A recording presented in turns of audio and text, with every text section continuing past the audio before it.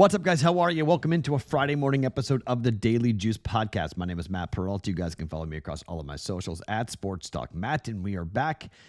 Well, you guys on the East Coast, you've heard this before. I don't know how you guys do this. It is currently 10:15 East Coast time.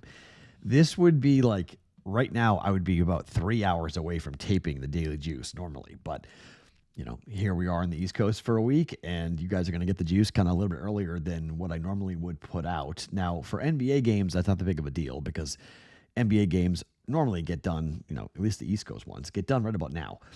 My gosh, these NCAA tournament games are unbelievable. I mean, we haven't even tipped off either of these games yet on the late night slate. So all I can tell you is that we are inconclusive about what the day was yesterday because we wound up, oh, wait, sorry, that was actually, we didn't post that. Sorry, let me put that on the screen. Sorry, that is black. Hold on a second. We'll be good here in just 1 second.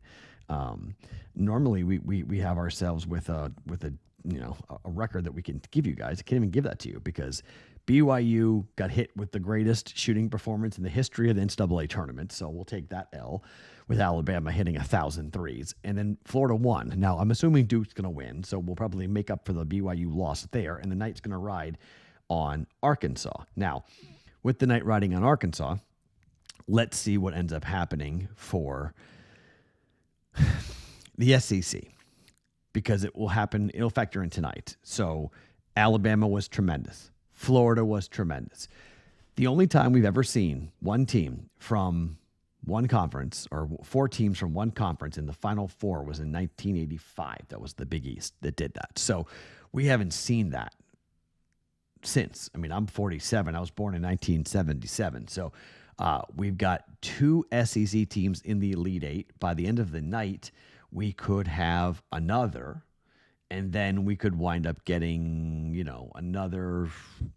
We could have six teams in the SEC, from the SEC into the Elite Eight.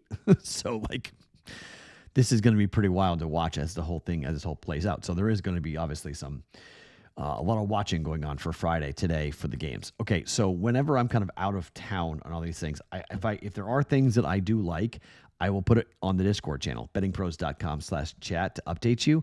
But yesterday for Thursday, I need a day or 2 days to get right when I'm on West Coast time going to East Coast time. So jet lag and a lot of just being crazy. I ended up going to bed at 3 a.m. because I was on West Coast time last night. So not a ton of sleep. So I got to kind of get right tonight, or for last night into Friday. So then I'll be able to give you guys hopefully some picks and plays that I like. So we have 3 plays to give you guys coming up here for today. And then we're going to wind up giving you guys the hopefully some player props on Friday for the NBA to jump in on, and maybe even a baseball play. I don't know. We'll see. Major League Baseball, I like to wait a little while, but if something jumps out at me really loudly, maybe I'll jump in with baseball. But let's talk about the jersey that we're giving away right now. That is the Gary Payton signed jersey. We're into the final days of this. It is going to be on the 1st of April. We're going to give this away. It's an autographed Gary Payton Supersonics jersey, thanks to PristineAuction.com. All you got to do to enter is subscribe to the Betting Pros YouTube channel and comment on this video, and that's all you must do, and you are in to win this jersey. April the 1st. We are coming down to the wire here, April the 1st, for us to be able to jump in and do that, for you guys to jump in and do that. We'll give it away coming up in a couple of days, so get in by simply subscribing to the Betting Pros YouTube channel and commenting on this video, and you are in to win this Gary Payton signed jersey, the glove from the Seattle Supersonics days, thanks to Pristine Auction and your friends at Betting Pros. By the way, my daughter's fundraiser that you guys saw from Madeline, awesome job. Thank you so much. You guys have been absolutely amazing. It ends today, so if you were thought about doing it, I'll repost the link to it in the bio of the YouTube video, in the bio of the audio podcasts. I'll retweet that or repost that in case you guys want to get into it. If you don't, no worries whatsoever, but just something Madeline was very, very thankful. I'll get her on here when I get back to Vegas. I'll get her on here to say thank you to you guys for helping her. She's in the top 10. I think she's 8th right now in the school. So she's pretty excited about that. It's a huge thank you to you guys. I appreciate the notes. I appreciate you guys wanting to help out and to help her with her school's fundraiser.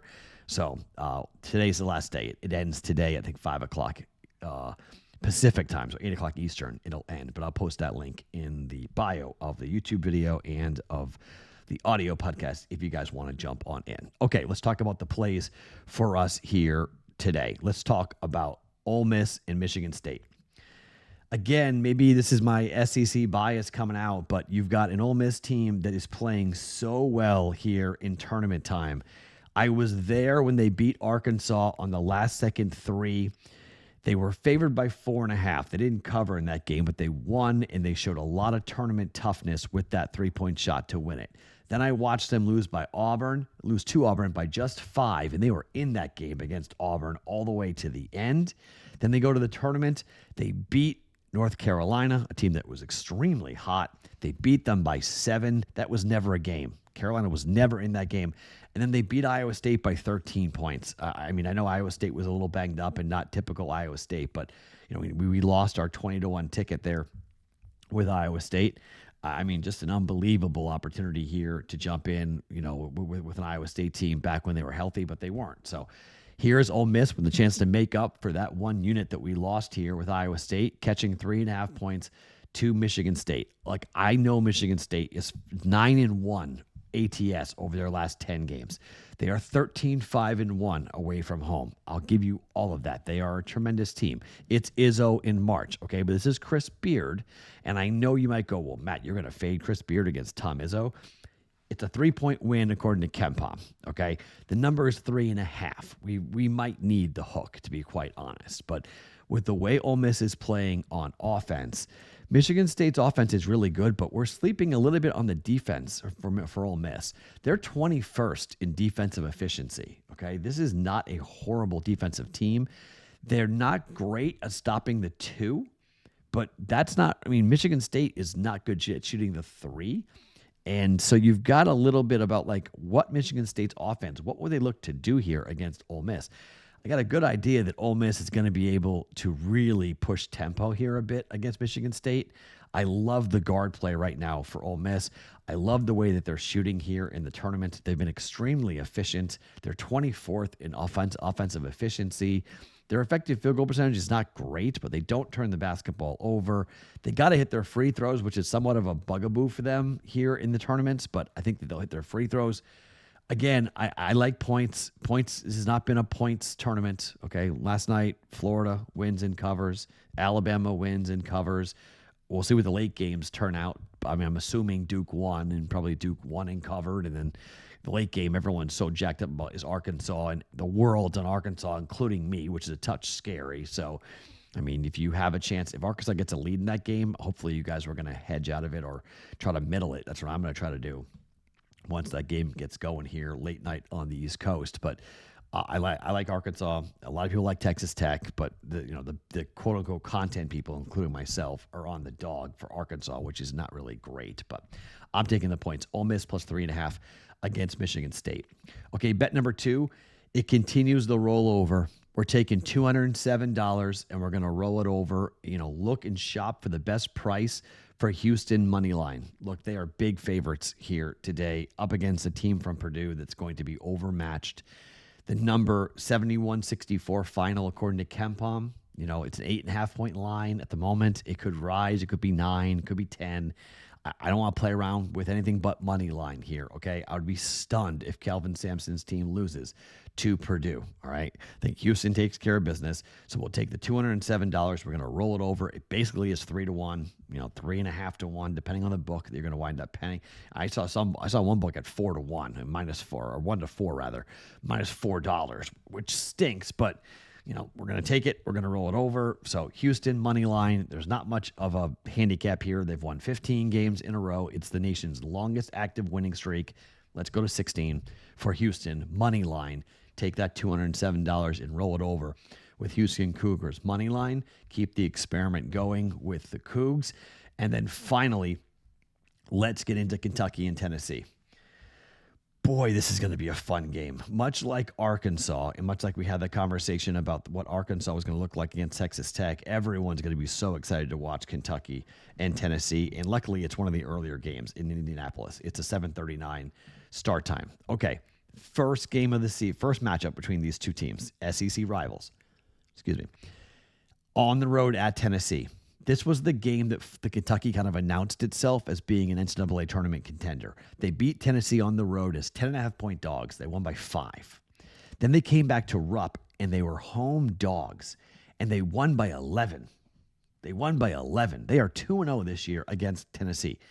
This could just be a matchup problem here for the Vols. Back-to-back wins in the tournament against Troy and Illinois for Kentucky.